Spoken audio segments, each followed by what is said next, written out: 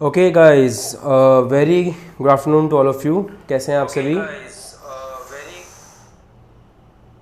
आप सभी का बहुत बहुत स्वागत है क्लास के अंदर। और ये हमारी इलेक्ट्रोस्टैटिक्स की क्लास है। This is third class. तो आप फटाफट से पहले अपने दोस्तों के साथ ग्रुप्स में ये शेयर कर दीजिए, लिंक शेयर कर दीजिए, फिर हम लोग शुरू करते हैं। और मुझे बता दीजिए ऑडियो वीडियो सब क्लियर है या नहीं है। नमस्कार।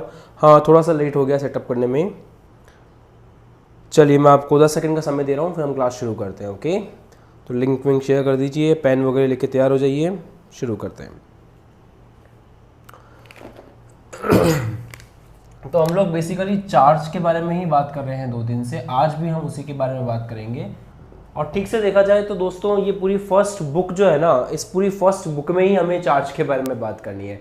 तो चार्ज से हमारा पीछा नहीं छूटने वाला है। फटाफट से रिवाइज करते हैं।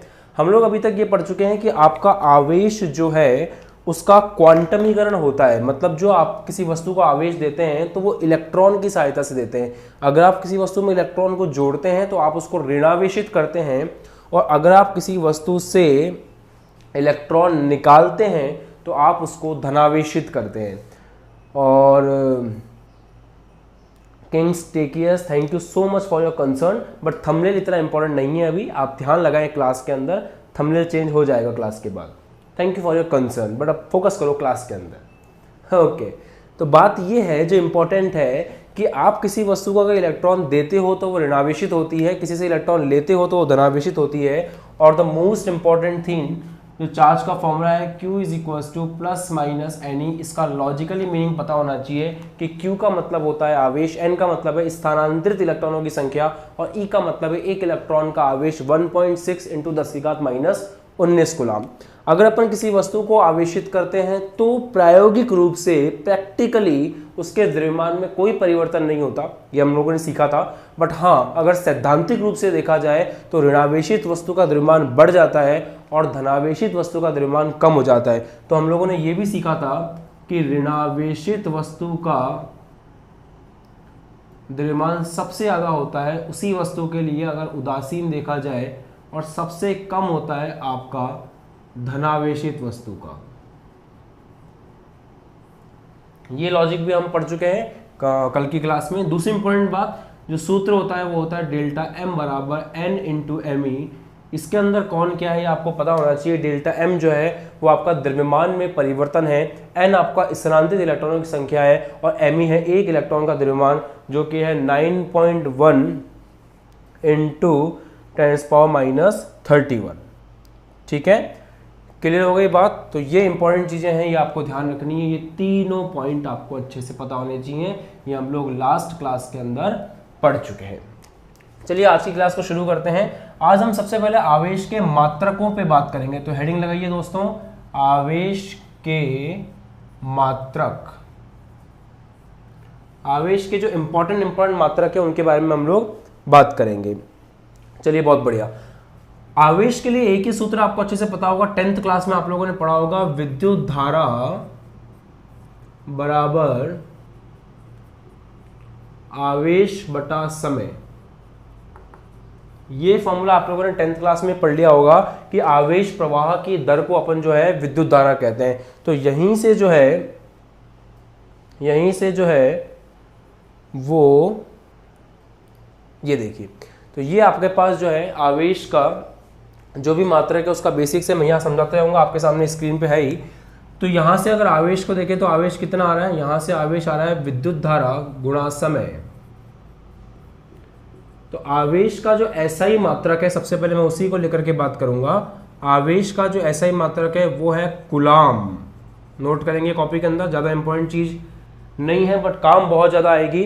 कि आवेश का जो मात्रक है वो है कूलाम, और कूलाम होता है एम्पियर इंटू सेकेंड। विद्युत धारा का एम्पियर, समय का सेकेंड। तो बिना टाइम वेस्ट के फटाफट से नोट करेंगे कि कूलाम बराबर हो गया एम्पियर इंटू सेकेंड। कूलाम बराबर हो गया एम्पियर इंटू सेकेंड। आप लोग कमेंट सेक्शन का अच्छे से यूज कर रहे हो, लिख रहे हो उसके अंदर, बहुत अच्छी बात है। इस तरह से साथ साथ नोट करते चलिए। उसके बाद सीजीएस पद्धति में होता है स्टैट कूलाम। सीजीएस पद्धति के अंदर जो सीजीएस मात्रक है इसका वो है स्टेट कुलाम। अब देखिए मीटर जैसे लंबाई का ऐसा ही मात्रक है, सेंटीमीटर उसका सीजीएस मात्रक है, रिलेशन हमें पता है 1 मीटर बराबर 100 सेंटीमीटर, बिल्कुल वैसे ही यहाँ है। स्टेट कुलाम सीजीएस मात्रक है, ऐसा ही मात्रक है कुलाम। लिखिए बाबा कमेंट सेक्शन में 1 कुलाम बराबर होता है 3 × 10⁹ स्टेट कुलाम। इस चीज़ को भी कमेंट सेक्शन में लिखिए ताकि आप ही लोगों को याद होगा। जितना ज़्यादा आप कमेंट सेक्शन में लिखोगे दोस्तों उतना आप ही को याद होगा, ये बात मान के चलिए, ठीक है। तो आवेश का ऐसे मात्रक हो गया आपका कुलाम, सीजीएस मात्रक हो गया स्टेट कुलाम, और एक होता है विद्युत चुंबकीय मात्रक। एक और मात्रक होता है विद्युत चुंबकीय मात्रक। एक और मात्रक होता है विद्युत चुंबकीय मात्रक, ये होता है इलेक्ट्रोमैग्नेटिक यूनिट। साथ साथ लिखोगे तो याद भी होगा, इलेक्ट्रोमैग्नेटिक यूनिट, शॉर्ट में बोलते हैं इसको। देखो इलेक्ट्रोमैग्नेटिक यूनिट, इलेक्ट्रो का ई ले लो, मैग्नेटिक का एम ले लो, यू का यू ले लो, तो EMU हो जाता है। 1 कुलाम बराबर 1/10 1/10 EMU। तो ये भी आपको अच्छे से पता होना चाहिए कि 1 coulomb is equal to 1/10 EMU। इसके बाद आवेश का सबसे बड़ा मात्रक जो है वो देखो आप, सबसे बड़ा मात्रक आवेश का, सबसे बड़ा मात्रक आवेश का होता है फैरड। सबसे बड़ा मात्रक आवेश का होता है फैरड, और क्या रिलेशन होता है, 1 फैरड बराबर 96500 कुलाम। 1 फैरड बराबर 96500 कुलाम। हर चीज़ को लिखते जाओ कमेंट सेक्शन के अंदर। बहुत से बच्चे कमेंट सेक्शन के अंदर टाइम पास करते हैं, तो वो जो बच्चे टाइम पास कर रहे हैं वो खुद ही का समय किल कर रहे हैं। आपको अपने आप को फोकस रखना है। आपको क्लास में जब आ रहे हो तो पूरी तैयारी के साथ आना है। जब क्लास अटेंड कर रहे हो तो कमेंट सेक्शन का 2 ही तरह से यूज़ करना है। एक तो जो भी चीज़ मैं पढ़ा रहा हूँ उसको लिख करके याद करने के लिए, दूसरा कोई भी जेन्युइन सवाल हो तो वो पूछने के लिए। बाकी जो टाइम पास करेगा उसका रिजल्ट उसको लास्ट में मिल जाएगा, ठीक है। बाकी बहुत अच्छे अच्छे बच्चे हमारे साथ, सागर ने लिखा है, उम्मीद हसन ने लिख दिया है, अंकित ने लिखा है, इरफान आलम ने लिखा है, अनुराधा ने लिखा है, अहीर ने लिखा है, सागर ने लिखा है। बहुत अच्छे बच्चों, तो ये सारे मात्रक आपको अच्छे से याद कर लेनी। फटाफट से याद करवा देता हूँ फिर आगे बढ़ेंगे। कि ऐसा ही मात्रक होता है कुलाम, सीजीएस मात्रक होता है स्टेट कुलाम। 1 कुलाम बराबर 3 × 10⁹ स्टेट कुलाम, याद रखा जाएगा। विद्युत चुंबकीय मात्रक भी होता है 1 कुलाम बराबर 1/10 विद्युत चुंबकीय मात्रक EMU। सबसे बड़ा मात्रक जो है वो आपका है फैरड। चलिए अब आगे मेरी बात सुनिए, इसका स्क्रीनशॉट लेना और ले लो, हटा रहा हूं मैं स्क्रीन से। फिर बहुत अच्छे बच्चे हमारे साथ बहुत मेहनत कर रहे हैं। अब आगे अपन बात करते हैं, तो ये सारे मात्रक हो गए। अब क्या होता है बच्चों, 1 कुलाम अपने आप में बहुत विशाल मात्रक है। 1 कुलाम जो है वो अपने आप में बहुत विशाल मात्रक है, बहुत बड़ा मात्रक है। तो जनरली आपको न्यूमेरिकल्स के अंदर कुलाम नहीं मिलेगा। हम लोग क्या करते हैं, मैं आपको कुछ बातें बताता हूं साइड में। ये सिंबल होता है माइक्रो का, MICRO, माइक्रो। हिंदी में लिखोगे तो भी माइक्रो ही रहेगा। माइक्रो होता है 10⁻⁻6। माइक्रो कितना होता है, 10⁻⁻6। तो जनरली जो काम में आता है वो आता है माइक्रो कुलाम। तो 1 माइक्रो कुलाम का मतलब क्या हो गया, माइक्रो शब्द को हटाओगे 10⁻⁻6 लगेगा, तो 1 माइक्रो कुलाम बराबर 10⁻⁻6 कुलाम। तो इस तरह से ये कहलाते हैं अन्य मात्रक जो ज़्यादा काम में आते हैं। आप देखो यहाँ पे नीचे लिखे हुए हैं जिनकी बात मैं कर रहा हूँ, माइक्रो कुलाम। यहाँ देखिए आप, एक सेकेंड, ये देखिए, तो माइक्रो कुलाम आप देख पा रहे हैं। ऐसे होता है नैनो कुलाम। नैनो का मतलब होता है 10⁻⁻9। फिर आता है पिको। पिको का मतलब होता है 10⁻⁻12, और मिली का मतलब होता है 10⁻⁻3। तो इन बातों को लिख लीजिए ताकि आपको याद हो जाए कि माइक्रो कुलाम 10⁻⁻6 लिखो, नैनो कुलाम 10⁻⁻9, पिको 10⁻⁻12, और मिली का मतलब हो गया 10⁻⁻3। तो ये भी कुछ मात्रक हो गए जो ज़्यादा काम में आएंगे प्रैक्टिकली, ठीक है। तो 1 नैनो कुलाम हो गया आपका 10⁻⁻9 कुलाम, 1 पिको कुलाम हो गया आपका 10⁻⁻12 कुलाम, और 1 मिली कुलाम हो गया आपका 10⁻⁻3 कुलाम। एक और विशेष बात सुन लीजिए, मैं आपको फैरड के बारे में बताता हूँ। फैरड के बारे में बताता हूँ कि फैरड आया कहाँ से, है ना। इंपॉर्टेंट करके इसको नोट कर लीजिएगा।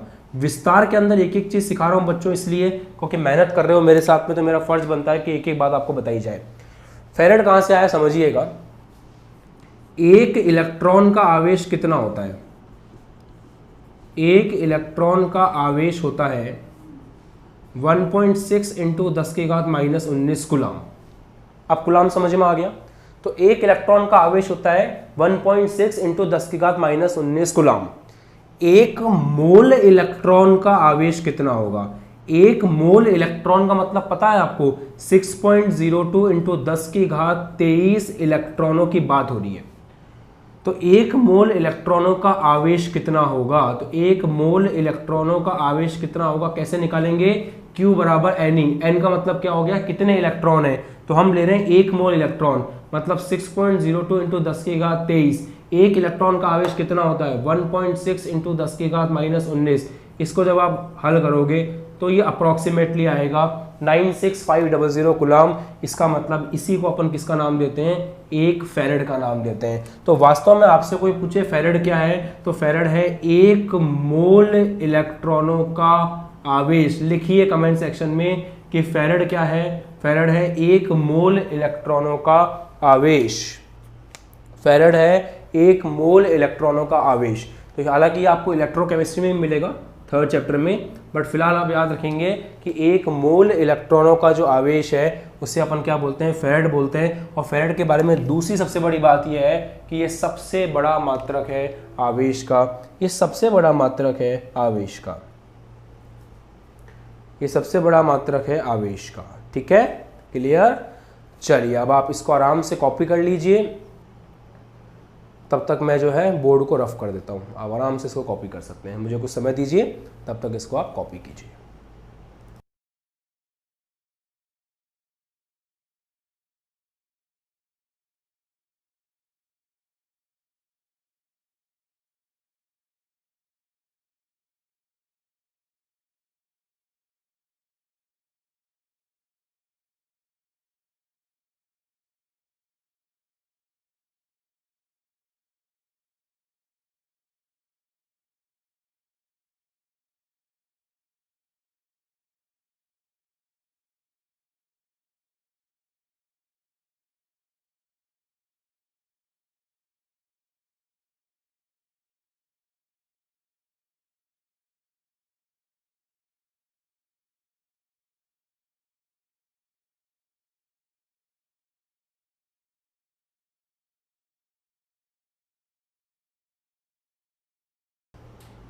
चलिए दोस्तों, बहुत बढ़िया, बहुत अच्छे अच्छे बच्चे हैं, अच्छे से लिख रहे हैं। कमेंट सेक्शन में देख रहा हूँ मैं। बिल्कुल ऐसे ही मेहनत करते रहिए, आप लोग बहुत आगे जाएंगे। ठीक है, चलिए आगे बढ़ते हैं। अब आप ध्यान समझिएगा, हेडिंग लगाइएगा, आवेश संरक्षण का नियम। आवेश संरक्षण का नियम। लिखिए हेडिंग, आवेश संरक्षण का नियम। अच्छे से हेडिंग लगाइए। इंग्लिश में इसको बोलते हैं law of conservation of charge.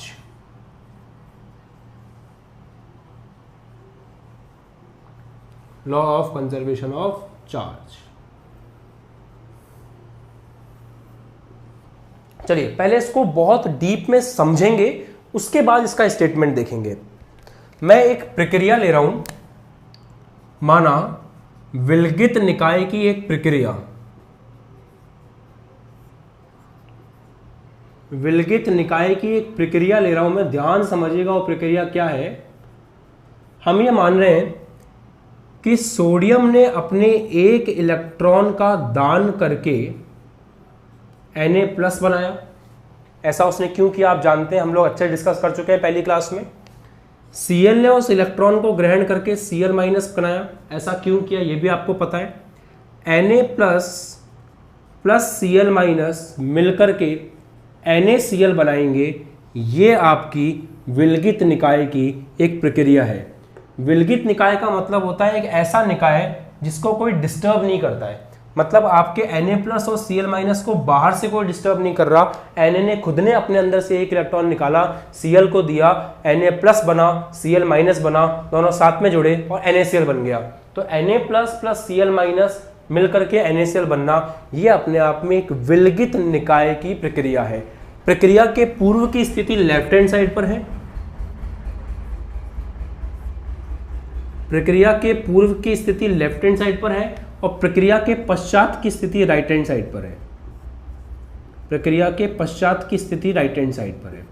अब हम कुछ विशेष चीजों पर ध्यान देंगे।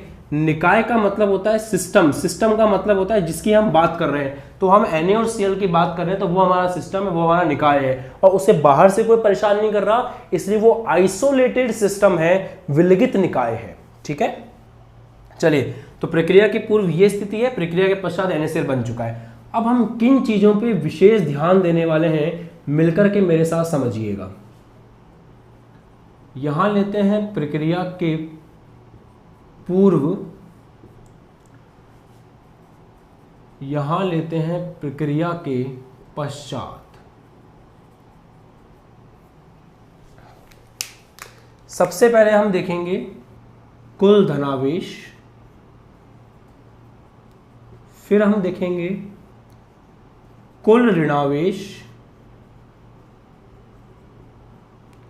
फिर हम देखेंगे आवेशों की संख्या,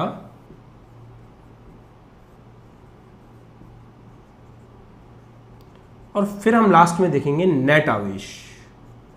इन 4 चीजों को हम लोग ऑब्जर्व करेंगे, प्रक्रिया के पूर्व और प्रक्रिया के पश्चात। देखिएगा भैया ध्यान से। प्रक्रिया के पूर्व कुल धनावेश, कितना धनावेश है टोटल प्रक्रिया के पूर्व? Na+ के पास में +1 धनावेश है, Cl के पास में धनावेश नहीं है। प्रक्रिया के पश्चात कोई धनावेश नहीं है क्योंकि इसके ऊपर नेट आवेश कितना है? 0, कोई धनावेश नहीं है। NaCl अब एक चीज बन चुकी है, NaCl के अंदर कोई प्लस नहीं है, मिलकर के एक हो गया है। ये पहले अलग से था, इसलिए +1 और यहां पे कुल धनावेश है 0।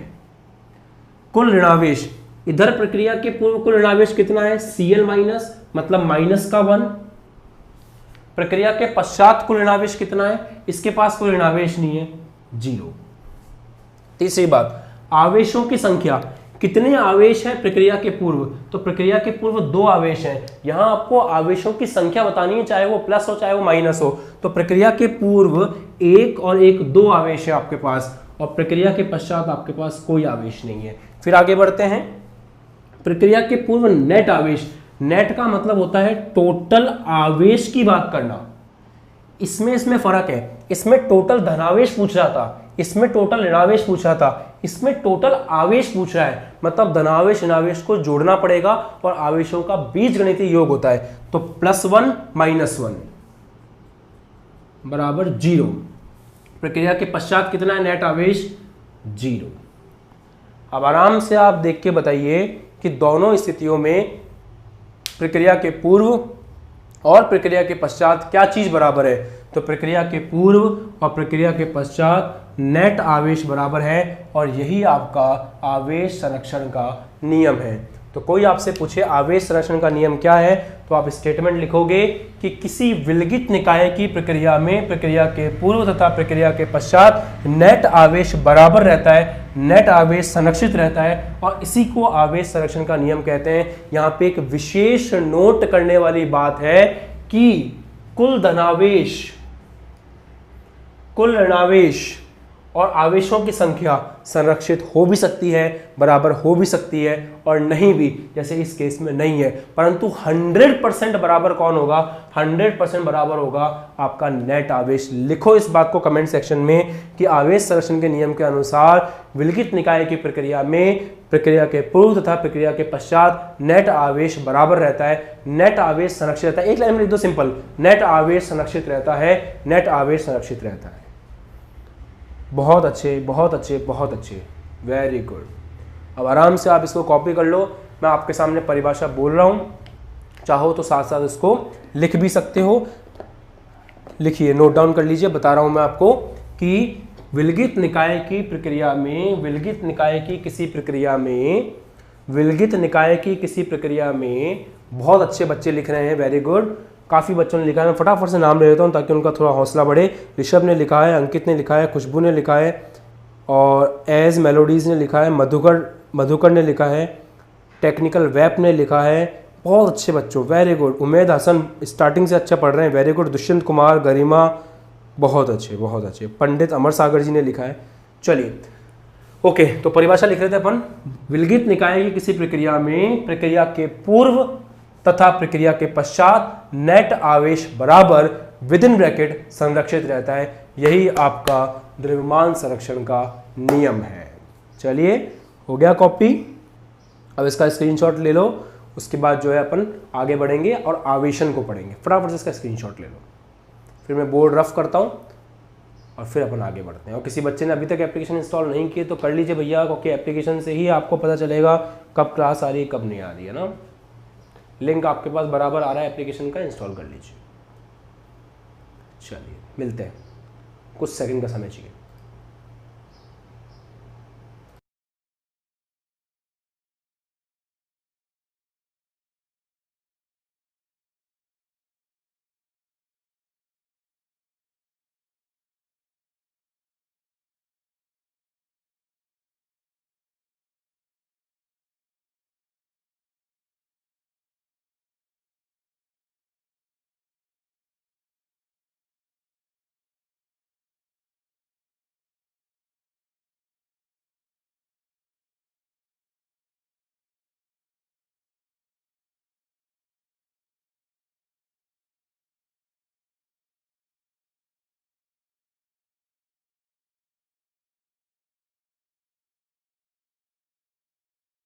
चलिए दोस्तों, अब हेडिंग लगाइए आवेशन।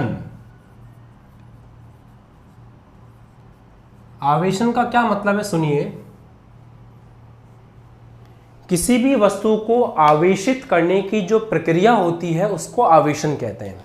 किसी भी वस्तु को आवेशित करने की जो प्रक्रिया होती है उसको आवेशन कहते हैं। अब आवेशन आपका बेसिकली दो प्रकार का होता है। आवेशन आपका दो प्रकार का होता है। पहला होता है संपर्क द्वारा आवेशन। संपर्क द्वारा आवेशन, जिसके फिर दो प्रकार होते हैं, घर्षण द्वारा आवेशन और चालन द्वारा आवेशन। और दूसरा होता है प्रेरण द्वारा आवेशन। जैसा कि नाम में स्पष्ट है, इन दोनों विधियों के अंदर हम लोग संपर्क का काम में लेते हैं, कांटेक्ट करवाते हैं दो वस्तुओं का। और प्रेरण द्वारा आवेशन का मतलब होता है बिना वस्तुओं को आपस में टच किए, बिना वस्तुओं को आपस में टच किए आवेशित कर देना। ये अपन आज की क्लास में खत्म करेंगे, ये अपन कल शुरू करेंगे। तो अब सबसे पहले अपन पढ़ते हैं घर्षण द्वारा आवेशन। घर्षण द्वारा आवेशन। देखो मैं आपको हर क्लास में हर टॉपिक की इंपॉर्टेंट बातें अच्छे से बताता हूँ, वो आप याद रखा करो। तो घर्षण द्वारा आवेशन में मैं आपको समझा रहा हूँ, ध्यान से सुनिएगा। आप लोग ये बात तो समझ चुके हो ना कि आवेशित करने का मतलब है एक वस्तु को या तो इलेक्ट्रॉन देना या उसमें से इलेक्ट्रॉन निकालना। तो घर्षण द्वारा आवेशन में अपन क्या करते हैं, जो अपन बचपन से करते आए हैं कि अपन कंघी को लेते हैं और सूखे बालों में जब कंघी करते हैं तो क्या होता है, कंघी करने से सूखे बालों में बाल और कंघी के बीच में घर्षण होता है। तो मान लो आपके पास ये दो वस्तुएं हैं और इन दो वस्तुओं का आप आपस में क्या कर रहे हो, घर्षण कर रहे हो। तो दो वस्तुओं का आपस में घर्षण करने से एक वस्तु से दूसरी वस्तु में इलेक्ट्रॉन जाते हैं। दो वस्तुओं का आपस में घर्षण करने से, उनको आपस में घिसने से एक वस्तु से दूसरी वस्तु में इलेक्ट्रॉन जाते हैं। जिस वस्तु में से इलेक्ट्रॉन जाते हैं उसके ऊपर प्लस आवेश आएगा और जिसके पास इलेक्ट्रॉन जाते हैं उसके पास माइनस आवेश आएगा। इस प्रकार घिसने से दो विपरीत आवेश उत्पन्न होते हैं, एक समान मान के, एक समान वैल्यू के, एक समान परिमाण के। क्योंकि अगर इसमें से 3 इलेक्ट्रॉन बाहर निकले हैं तो जितना इसके ऊपर प्लस आएगा, अगर इसमें 3 इलेक्ट्रॉन गए हैं तो उस पर उतना ही माइनस आएगा। तो घर्षण द्वारा आवेशन की खास बात ये होती है कि घर्षण द्वारा आवेशन में दो वस्तुओं को परस्पर एक दूसरे के साथ में रगड़ा जाता है, जिससे एक वस्तु से दूसरी वस्तु में इलेक्ट्रॉन का स्थानांतरण होता है और एक वस्तु आपकी धनावेशित हो जाती है और दूसरी वस्तु आपकी ऋणावेशित हो जाती है।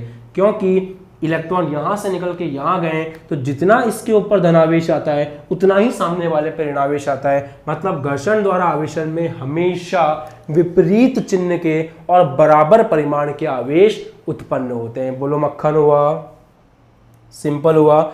इलेक्ट्रॉन जाता किसके पास है, आता किसके पास, ये प्रैक्टिकली करके देखना पड़ता है। जैसे मैं आपको एग्जांपल दूं, अगर आप ग्लास की छड़ को, अपने स्टार्टिंग में पढ़ा था ना क्लास में, पहली दूसरी क्लास में, कि ग्लास की रॉड को अगर आप सिल्क के साथ रब करोगे तो ग्लास रॉड के ऊपर पॉजिटिव आता है।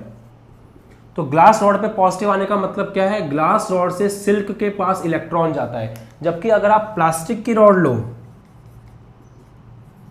और प्लास्टिक की रॉड को सिल्क के साथ रब करो, सिल्क के साथ घिसो, तो प्लास्टिक की रॉड पर माइनस आवेश आता है। इसका मतलब सिल्क से इलेक्ट्रॉन प्लास्टिक के पास जाते हैं। तो ये प्रैक्टिकली करके देखना पड़ता है और एक ऐसा उपकरण होता है जिसकी सहायता से हम पता लगाते हैं। आने वाली क्लासेस में पढ़ेंगे उसके बारे में। फिलहाल मोटी मोटी बात समझ में आई सबके कि घर्षण द्वारा आवेशन में दो वस्तुओं को एक दूसरे के साथ में रगड़ा जाता है। एक वस्तु से दूसरी वस्तु के अंदर इलेक्ट्रॉन स्थानांतरित होते हैं। जिस वस्तु में से इलेक्ट्रॉन निकलते हैं उस पर धनावेश और जिसके पास इलेक्ट्रॉन जाते हैं उस पर ऋणावेश आता है। घर्षण की प्रक्रिया में सदैव दोनों वस्तुओं पर बराबर परिमाण का, बराबर मान का विपरीत आवेश उत्पन्न होता है। बताओ यहां तक सबको समझ में आ गया, सबको क्लियर हो गया। अब आप देखिए भैया ये चीज, ये रहा, जस्ट अ सेकेंड, हाँ जी, ये आवेशन आपके सामने आ गया। आराम से आप पूरी डेफिनेशन पढ़ सकते हो। पूरी डेफिनेशन आपके पास प्रॉपर्ली लिखी हुई है कि किसी वस्तु को आवेशित करने के प्रक्रम को आवेशन कहते हैं। उसके बाद आवेशन के प्रकार में पहली चीज लिखी हुई है घर्षण द्वारा आवेशन। पढ़िए, इस प्रक्रिया में एक वस्तु को दूसरे के साथ में रगड़ा जाता है। जैसा मैंने आपको बताया, एक वस्तु से दूसरी वस्तु में इलेक्ट्रॉन का स्थानांतरण होता है। जिस वस्तु से इलेक्ट्रॉन ग्रहण होते हैं वो ऋणावेशित होती है और जिससे इलेक्ट्रॉन की हानि होती है वो धनावेशित होती है। आगे की बात थोड़ा सा बड़ा कर दें, जो आज्ञा प्रभु। ये लीजिए, खुश, बहुत अच्छे। विशाल कुमार टारगेट प्रिज्म ने पूरा लिखा है, बहुत अच्छे। हाँ, मैंने एक एक्सपेरिमेंट का भी करके दिखाया था, एक्सपेरिमेंट अपने वीडियो के अंदर आप जाके देख सकते हो रिकॉर्डिंग वाले में। तो घर्षण द्वारा आवेशन की प्रक्रिया में दोनों वस्तुओं पर एक समान परिमाण का परंतु विपरीत चिन्ह का आवेश आता है। इस पर जो वीडियो मैंने लास्ट ईयर बना रखा है वो आप जाके देखना, उसमें एक्सपेरिमेंट भी मैंने छोटा सा करवा रखा है इसी बात को समझाने के लिए। फिलहाल ये बात क्लियर हो गई सबको, सबको क्लियर हो गया है। लालू कुमार ने लिखा है, बहुत अच्छे। यशवंत बेटा प्रैक्टिकली करके देखना पड़ता है और कैसे पता लगता है वो तो कल परसों की क्लास में एक स्वर्ण पत्र विद्युतदर्शी होता है, स्वर्ण पत्र विद्युतदर्शी से आप पता लगा सकते हो। ठीक है, चलिए आगे देखिए। अब दूसरा वाला प्रकार पढ़ते हैं, चालन द्वारा आवेशन। ये बहुत इंपॉर्टेंट है और बहुत सिंपल भी है। चालन द्वारा आवेशन में क्या करते हैं सुनिएगा, समझिएगा प्यार से। आपके पास एक ऐसी वस्तु है जो आवेशित है, इसके ऊपर पहले से आवेश है।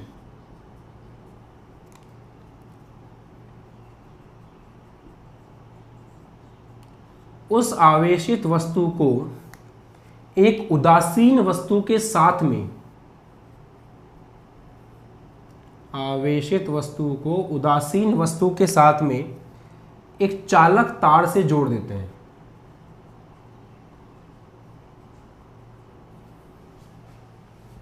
ठीक है, तो जब एक आवेशित वस्तु को एक उदासीन वस्तु से चालक तार के द्वारा जोड़ा जाता है तो आवेश जो है वो आवेशित वस्तु से उदासीन वस्तु की तरफ गमन करता है और इस तरह से आपकी उदासीन वस्तु जो है वो आवेशित होती है। बट यहाँ पे एक और कॉन्सेप्ट समझने का है कि ये कब तक चलता रहेगा और ये क्यों होता है। देखिए, जैसे मान लो आपके घर में, सबके घर में पानी की टंकी ऊपर रखी होगी और नीचे आपका टैंक होगा। तो पानी की टंकी से जो आपका टैंक है उसमें पानी अपने आप जाता है। रीजन क्या है, आपकी पानी की टंकी का जो स्तर है, लेवल जो है, मान लो लेवल 2 है और आपकी टैंक का लेवल 1 है, तो पानी की टंकी में और आपका नीचे जो टैंक बना हुआ है घर के अंदर, उन दोनों में स्तर का अंतर है, लेवल का डिफरेंस है।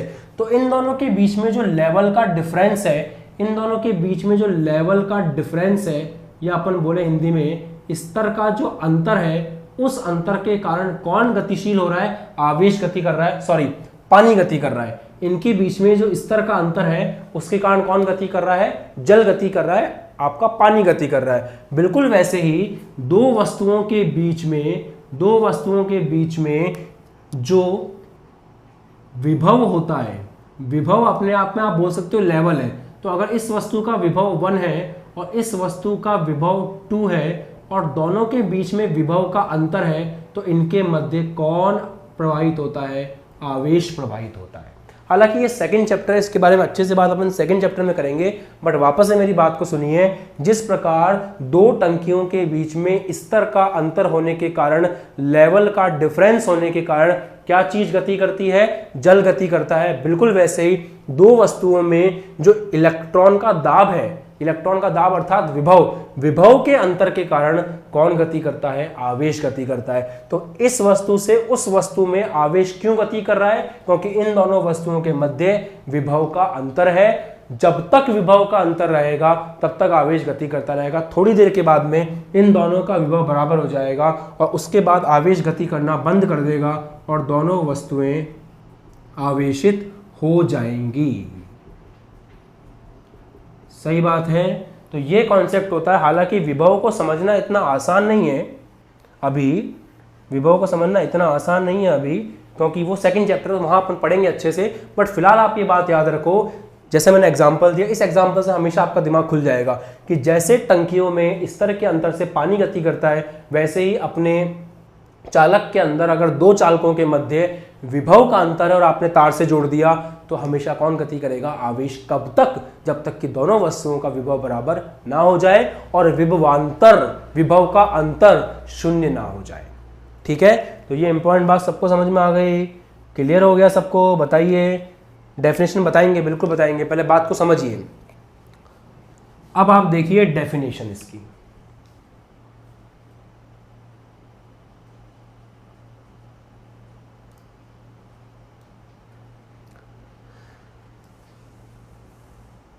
जब तक चार्ज इक्वल ना हो जाए, पूनम कश्यप, गलत बात है। चार्ज इक्वल होने तक गति नहीं करेगा, विभव इक्वल होने तक गति करेगा। समझो बात को वापस से बच्चों, एक बार कुछ गड़बड़ हो रही है इसलिए मुझे वापस समझाना पड़ेगा। दो वस्तुओं के अंदर विभव के अंतर के कारण आवेश गति करता है।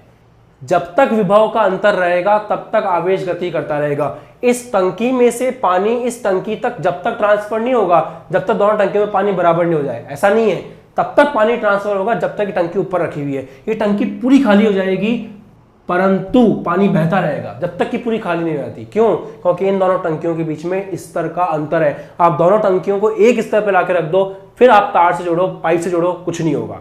तो इन दोनों टंकियों के अंदर आपका जल गति कर रहा है स्तर के अंतर के कारण। बिल्कुल वैसे यहां गति हो रही है विभव के अंतर के कारण। तो आवेश के बराबर होने से कुछ नहीं होगा, आवेश बराबर नहीं होगा, विभव बराबर होगा। ठीक है, विभव के बराबर होने से, यह इंपॉर्टेंट बात है, विभव के बराबर होने से।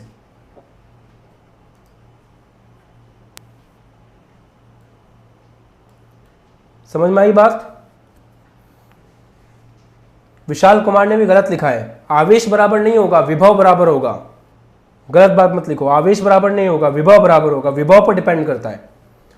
चालन द्वारा आवेशन की प्रक्रिया में एक अनावेशित वस्तु को, एक अनावेशित मतलब हो गया उदासीन, एक अनावेशित वस्तु को आवेशित वस्तु के साथ चालक तार द्वारा जोड़ा जाता है। आवेश का प्रवाह तब तक होता है जब तक दोनों वस्तुओं के विभव एक समान ना हो जाए और विभवांतर शून्य ना हो जाए। तो बच्चों गलत नहीं करना है, गलत चीज नहीं पढ़नी है, सही चीज पढ़नी है, सही चीज पढ़नी है। पोटेंशियल सेम होना चाहिए, आवेश नहीं। विभव बराबर होना चाहिए, आवेश नहीं। विभवांतर शून्य होना चाहिए, आवेश नहीं। आवेश हो भी सकता है और नहीं भी। अब सही लिखने लगे हैं बच्चे, विभवांतर शून्य। अब एक नोट का पॉइंट और सुन लो साथ साथ। मान लो आपके पास दो वस्तुएं हैं बिल्कुल एक दूसरे के बराबर, हर चीज में सेम, एकदम सेम, हर चीज में एकदम सेम। जितना इस जैसी ये है दिखने में वैसी ये है, जिस चीज से ये मिलके बनी हुई है उसी चीज से वो मिलके बनी हुई है। तो अगर दो वस्तुएं एक जैसी हों और इस पे मान लो आवेश है Q1, दो वस्तुएं एक जैसी हों और इस पे मान लो आवेश है Q1, उस पर आवेश है Q2 और आपने दोनों को चालक तार से जोड़ दिया, तो अगर दोनों वस्तुएं एक जैसी हैं, वापस बोल रहा हूं मैं, हर वस्तु में नहीं होता ऐसे, अगर दो वस्तुएं बिल्कुल एक जैसी हैं, एक ही पदार्थ से मिलकर बनी है, एक ही आकार है, सब कुछ सेम है, तो उस केस में ये दोनों जो है अपने आवेश को जोड़ते हैं और आधा आधा बांट लेते हैं। ये दोनों अपने आवेश को जोड़ते हैं और आधा आधा बांट लेते हैं। तो ये इंपॉर्टेंट पॉइंट को आप याद रखिएगा, इंपॉर्टेंट पॉइंट को आप याद रखिएगा कि अगर दो वस्तुएं हैं, बहुत अच्छे बच्चे लिख रहे हैं कमेंट सेक्शन में, दो वस्तुएं हैं जो बिल्कुल एक जैसी हैं, एक ही पदार्थ से मिलकर बनी है, अगर उनको आप चालक तार से जोड़ोगे तो वो अपना जो आवेश है उसको आधा आधा बांट लेंगी। इसका रीजन आपको मिलेगा सेकंड चैप्टर में। अभी फिलहाल एज अ पॉइंट आपको याद रखना है। मैं एक एग्जांपल आपको देता हूँ। मान लो एक गोला है और दूसरा गोला बिल्कुल सेम है। मान लो इसका आवेश है प्लस का 4 कूलम और इसका आवेश है माइनस का 6 कूलम। इसका आवेश है प्लस का 4 कूलम, इसका आवेश है माइनस का 6 कूलम। आपने इसको चालक तार से जोड़ दिया तो ये दोनों अपना अपना आवेश आधा आधा करके बांट लेंगे, मतलब 4 आवेशों का बीजगणितीय योग होता है। तो 4 माइनस 6 डिवाइड बाय 2, तो कितना हुआ, माइनस का 2 डिवाइड बाय 2, माइनस का 1। तो पहली वाली वस्तु पे भी आ जाएगा माइनस का 1 कूलम, दूसरी वाली वस्तु पे भी आ जाएगा माइनस का 1 कूलम। मेरा पॉइंट समझ में आया? सुमी वर्मा ने पूरा लिख दिया है, बहुत अच्छे बच्चों, ऐसी मेहनत करते रहो। तो बात यह है कि यदि दो वस्तुएं बिल्कुल एक जैसी होती हैं तो उनको जोड़ने पर वो अपने आवेश को आधा आधा बांट लेती है। एग्जाम्पल दिया, इसका 4 कूलम था, उसका माइनस का 6 कूलम था, 4 माइनस 6 हो गया माइनस का 2, आधा आधा बांट लिया तो माइनस का 1 माइनस का 1। इरफान अलम, बहुत अच्छे बच्चे, पूरा लिखा है इन्होंने कि आवेश का प्रभाव तब तक होता है जब तक दो वस्तुओं का विभव समान नहीं हो जाते और विभवांतर शून्य ना हो जाए। इस तरह से पढ़ोगे तो बहुत खुशी होगी। टेक्निकल वेब, रोहित यादव, रोहित रावत, ये सभी बच्चे बहुत मेहनत कर रहे हैं। बहुत अच्छे बच्चों, वेरी गुड। क्लियर हो गया? सबको समझ में आ गया? चलो अब इसकी थ्योरी पढ़ लेते हैं, जो बात मैंने बोली।